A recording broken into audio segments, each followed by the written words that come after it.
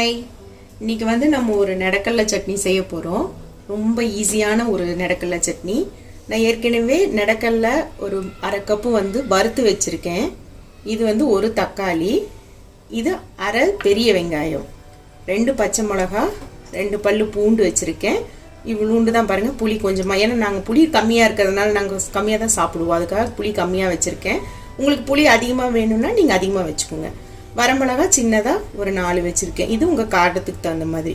அதே மாதிரி கல்லுப்பு. இவ்வளோ தான் இந்த சட்னிக்கு. வாங்க எப்படி செய்யலான்னு பார்க்கலாம்.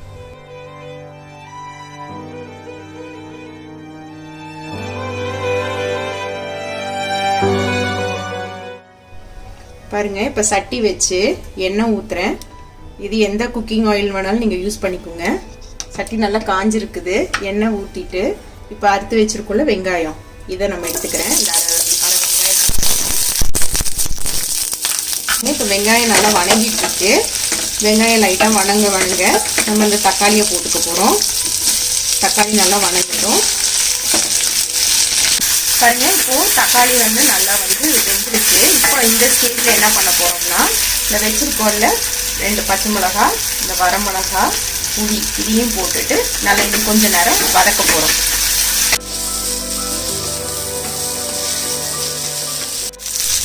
பாருங்க, இப்போ இந்த பூண்டு 2 வச்சுருக்கோம் இல்லையா, ஃபைனலாக அதையும் போட போகிறோம். போட்டு இன்னும் கொஞ்சம் நேரம் இதை வதக்கி விடலாம். இப்போது இந்த நெடக்கடலை நம்ம போட போகிறோம். இந்த பூண்டு போட்டு கொஞ்ச நேரத்துலேயே நெடக்கடலை போட்டு வறுத்துருங்க. ஏன்னா அந்த பூண்டு வாசம் தான் இந்த சட்னியோட ஹைலைட்டு.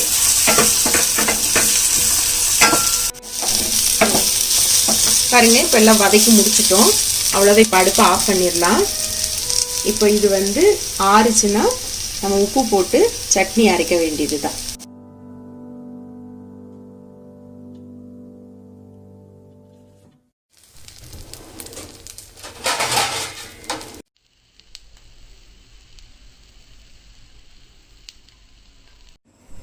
பாருங்க, இப்போ சட்னி அரைச்சிட்டோம். அதை அரைச்சதுக்கப்புறமா கொஞ்சமாக எண்ணெய் போட்டு கடுகு போட்டு தாளித்து வச்சுருக்கேன். இவ்வளோதான். இப்போ இந்த சட்னி ரெடி. இப்போது தோசைக்கு அதை வச்சு சாப்பிட்டோம்னா ரொம்ப நல்லாயிருக்கும். பாருங்கள், இது உங்களுக்கு எப்படி ஊத்தாப்பம் வேணுமோ, ரோஸ்ட் வேணுமோ, எப்படி வேணால் வச்சு சாப்பிட்டு பார்க்கலாம். இதே மாதிரி செஞ்சு சாப்பிட்டு சொல்லுங்கள்.